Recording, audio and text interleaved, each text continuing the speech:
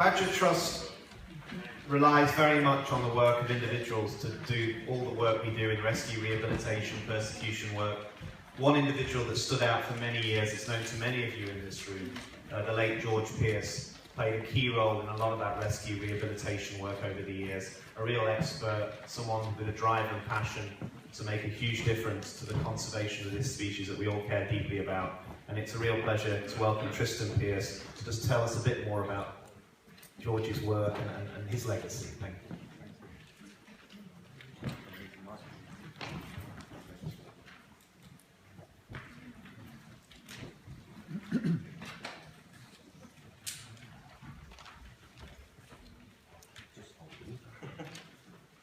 Thank you very much, Don.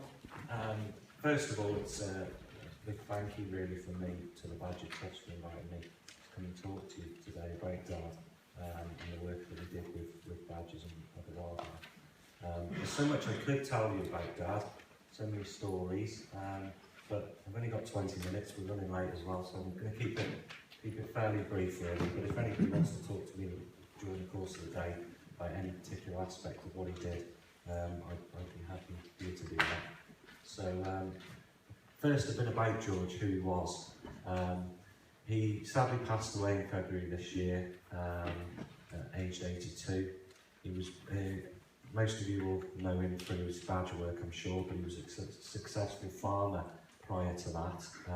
And also, I'm sure some of you have read the book that he produced that was published in 2010. He was all that to me and also my father. He was born in 1932 in September into a livestock farming family. The farm pictured over here. It's predominantly dairy, but Dad's passion from a fairly young age was in pigs and pig breeding. So they actually took on a second farm as he was growing up, and that's sort of Dad spent his time between the two. He grew up with 2 sisters and 3 brothers. There he is up in the middle there. That's where I must get my ears from. And he sort of learnt from animals, albeit the farm animals, from work in the fields. He told many stories to many people over the years, and one of his first encounters was with foxes. He was only about say yay high. He did used to tell me that his mother would ask him to go and bury the dead chickens when the fox had visited early in the morning, and he did say the spade was taller than him when he started burying these chickens. So he sort of grew up being told sort of lots of nasty sort of wives' tales about foxes, badgers and birds of prey in general, sadly. But Dad sort of had a first encounter at about aged 8 years old with a fox on a hedgerow in the summer eating blackberries, and he noted how delicately the fox would actually take the blackberries, and it was not this vicious killer that it was portrayed to be to him. So he sort of captured his interest. He wanted to learn a bit more about wildlife. Leaving school at, I believe he was 14. And not much of an education. There was no internet, but books on protected species and wildlife weren't really around back then. So he had no option other than to go out, find the wildlife, track it, watch for the field signs and the behaviour that way. So Dad pursued this fascination all throughout his life, basically, and it was this real interest that he had in why does an animal do something, and try and find out by watching the behaviour. So here's a few slides of Dad with badger watching and some of the wildlife rehabilitation that he did. He is well known for his love of badgers and his work with badgers, but truly foxes were something that was very much of a passion of his, which I share with him also. It's this animal behaviour that was apparent to everybody that met Dad, whether it was a cow, a badger, a blackbird, whatever. He seemed to instantly understand the animal behaviour. A lot of that was the fact that he worked with animals in one form and another every day of his life. he was very keen to learn, and he wanted others to learn as well. He would always be there to pass on advice and encouragement to people, and he really did try to get through to young kids, and he did many school visits. I remember on the farm we had lots of children with learning difficulties, especially coming down to see the animals that we had in rehabilitation, and it was a key thing for him. He used to say that children will be our future landowners and managers of the countryside, and it's important that they realise and appreciate the value of wildlife. So this is the sort of thing that used to go on at home. I thought that was quite normal. My sister and I growing up with foxes in the house and owls and badgers and all sorts of things, but quite clearly as I've grown up I realised that's not normal. We were blessed, you know, it was a fantastic upbringing that I had, in around the 1990s Dad was winding the farm down, and we actually had more wildlife on occasion than we did livestock there. This was a typical view in the kitchen when I get home from school. I think we got 2 badger cubs in the bottom, a fox cub, and there's a tawny owl, I believe, on the top. So we'd often get lots of interesting wildlife to look after. Dad set aside a lot of his time in the sort of later days of his farming career into the wildlife. The picture in the middle, I believe it's in the book, those of you who've read it, but this is a wild badger that kept tapping on the letterbox because Dad had left some peanuts behind the door accidentally, and I think I played a part in this, encouraging Dad to get the door open and see if we could get this badger in the house. We did for a few nights till Mum found out what we were doing and put a stop to it. So it's bad enough having you know, the orphaned or injured wildlife in the house, but you know, to bring wild ones in now, it's getting a bit out of hand. So he sort of always sent us a message as well, and doing wildlife rehabilitation myself now, my wife and I, we realised what he meant when he said that the animal will tell you when it's ready to go, and you often get a thank you. Personally, that's most prevalent in barn owl release, I find. You'll release a barn owl and it'll sort of find the nearest perch, look around at you, almost say thank you, and then fly on. So coming home would be great. If I saw the RSPCA van in the yard, I'd get all excited thinking, oh, what have they brought today? So, you know, this was a sort of a typical scene. A lot of these photographs I've actually taken, so perhaps that's where my photography sort of interest came in as well.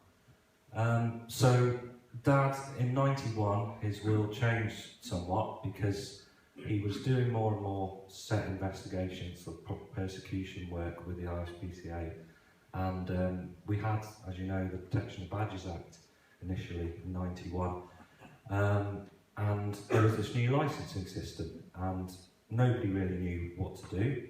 The police, RSPCA people were confused.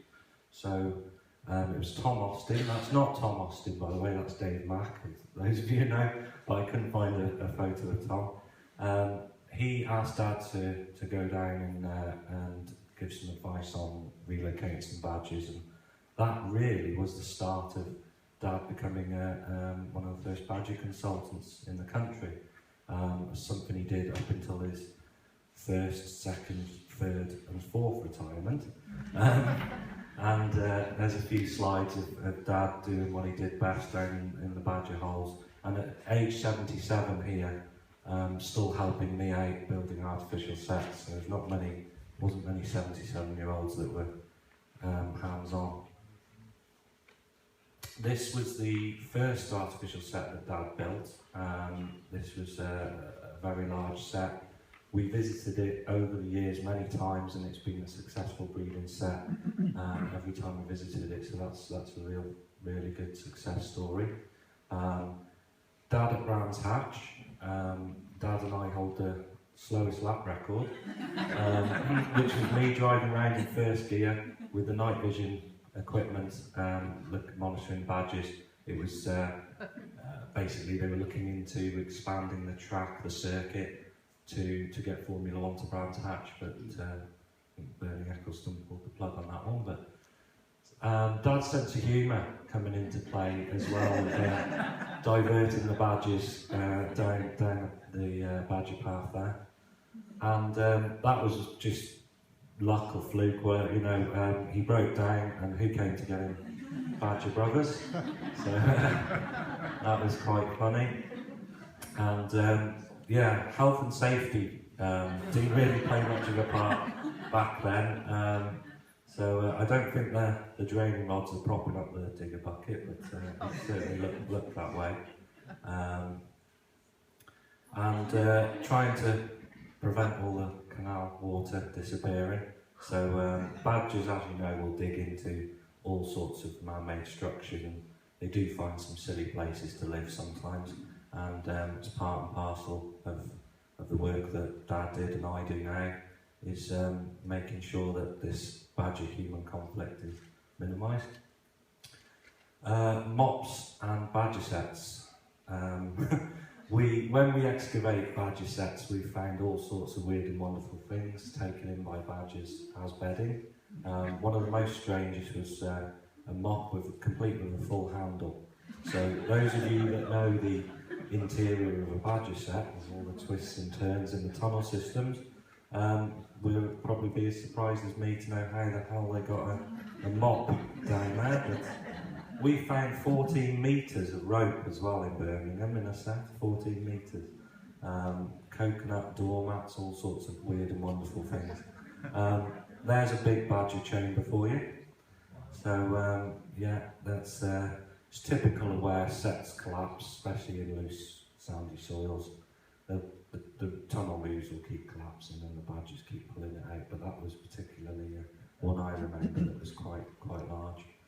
And Dad's legacy carries on, not just through me, but this is Dad's grandson Tom, and he's looking into, he's in his last year at secondary school now, but he does want to go into zoology or biology and carry on as a naturalist, very much in Dad's footsteps.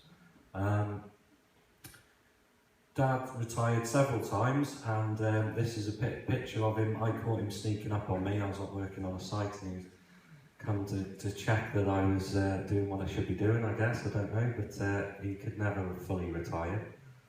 Dad did lots of work with the Irish PCA and police, so I think it's several hundred cases he was involved in actually. So from actually rescuing the badgers to evidence gathering and evidence collection, which is something I do now, albeit on a small sort of scale, but it's sad that we've still got to do this, and you know, we're still, I mean, it's, as you know, I'm not talking about badger persecution today, but it's sadly it is on the increase. Few of Dad's photographs there, he's encountered all sorts of situations, so from being scent marked to them thinking he's some bedding material in his trousers. And this bottom one was one Dad took probably only about 2 years ago, you know, it's a couple of cubs coming to the back door of his house. So he's has sort of just continued to be involved and have badgers around him. So here's a few of his fox photographs, because that, you know, it really was a passion of his. I know it's a badger conference, but foxes did play a big part in his life. So thought I'd put a few of those for you. And lots of messages Dad used to give me and others. But one thing is that all of you really working in wildlife conservation and protection, you're doing a great job, you are making a difference, so you know, please enjoy what you do. That's the main thing, and don't be too disheartened, you know, you'll always have another go and you can improve on what you're doing. But there's my wife releasing some badger cubs and with all of these little fox cubs there. So thank you very much. If you do have any questions, you can ask now or ask me later on if we're short on time. Thank you very much.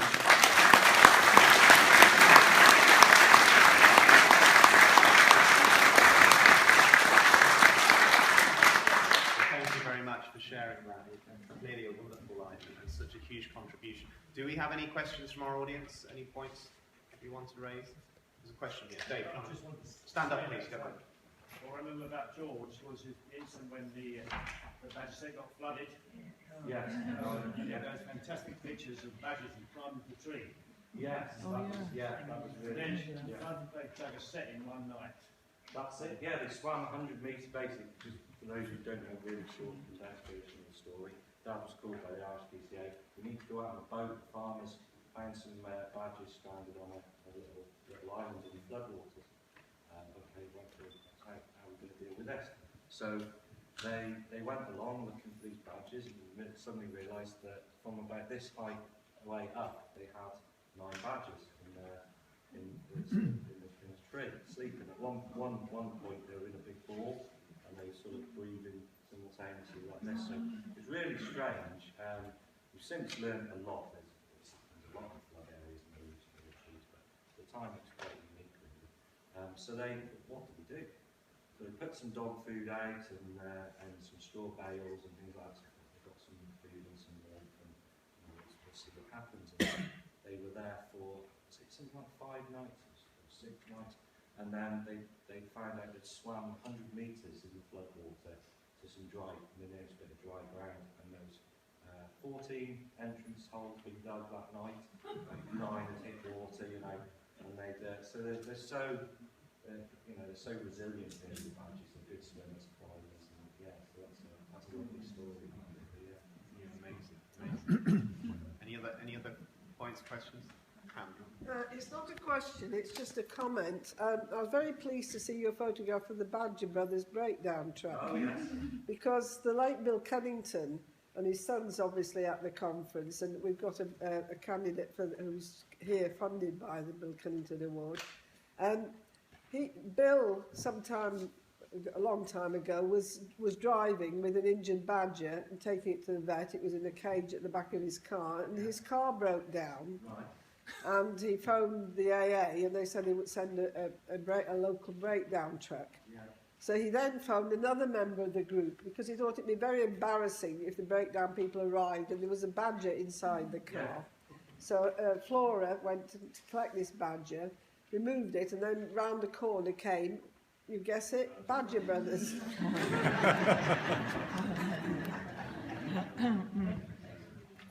Okay, well, I think that's probably... Yeah, Thank you very much. Thank you.